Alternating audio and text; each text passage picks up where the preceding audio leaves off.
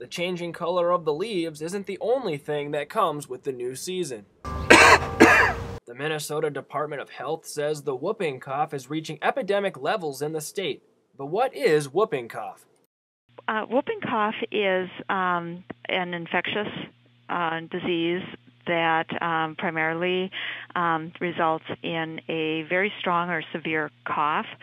Despite many precautions, the question is, are you protected from the whooping cough? All ages are actually susceptible to whooping cough.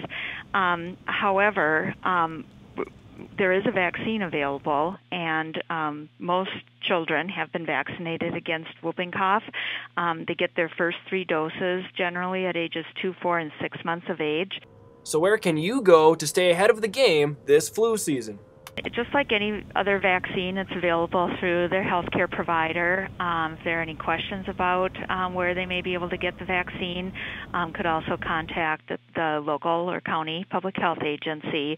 There also are other commercial venues that are offering this vaccine currently, pharmacies, for instance, and some other retail outlets.